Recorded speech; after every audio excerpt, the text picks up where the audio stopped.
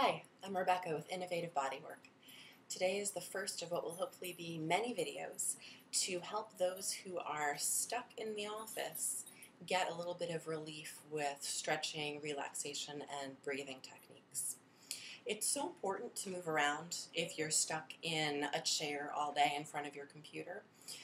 What a lot of people don't realize is that neck and back pain, that stress, forgetting to breathe, a lot of that comes from being stuck in the same position all day. Some people even develop injuries called repetitive stress injuries when their body just gets captured in this one position for hours and days and months at a time. So here are some ways that you can help avoid repetitive stress injury, or if you're dealing with a repetitive stress injury, this is something that might help you.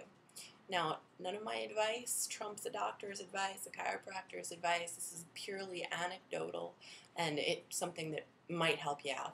So to start with, I'm in my office chair here, and the most common thing that I see in my practice is that people come in and they complain that they have a lot of tension in the neck, a lot of pain in the shoulders, and they might even be getting some little stress headaches, some eye strain.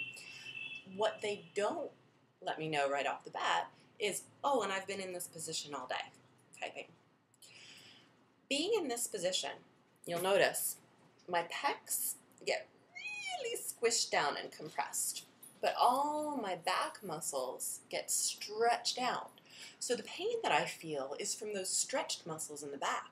I don't even realize that my pecs are becoming contracted shorter and shorter all the time, every day, until I don't even really know how to stand up straight anymore. So what we're going to do today is just some simple neck stretches that you can do. It's great if you can remember to do this maybe once an hour, maybe 3 times a day, maybe just twice a day.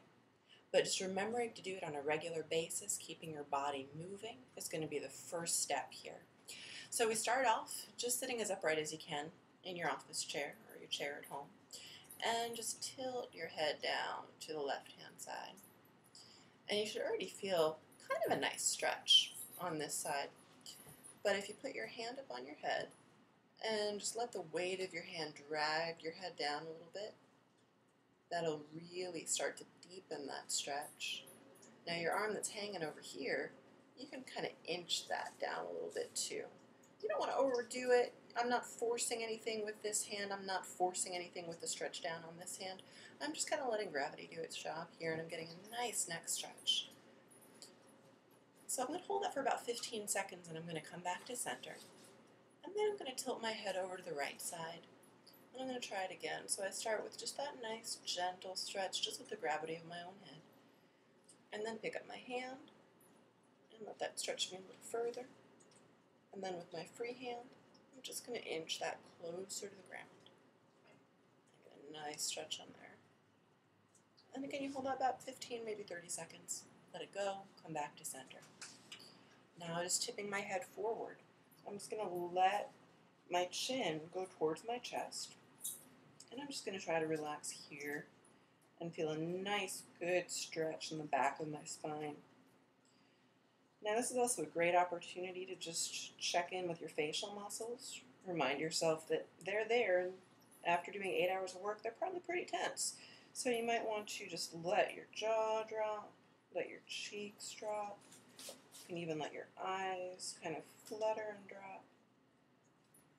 And again, about 15 to 30 seconds, and we're going to come right up here. Now the next stretch that I'm going to show you is another variation on the neck stretch. You'll find there are a few variations out there. So I'm going to kind of tilt my head to the right, but also back. So I'm making an angle here, you can kind of see.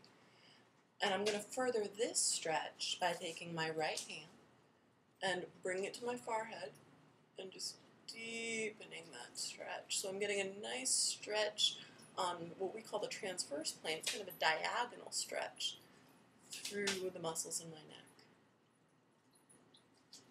And again, 15 to 30 seconds, and I'm going to let that go and come to center. And I'm going to see on the left-hand side. So again, kind of diagonally to the back and to the left. And then I'm going to raise my left arm, and I'm just going to let gravity do its job. And I'm getting so relaxed I don't even notice that my dog and cat are fighting in the background of this video. Okay, and I'm going to come to center. And now the last thing we're going to do here, because these are supposed to be short breaks that you can do in the office.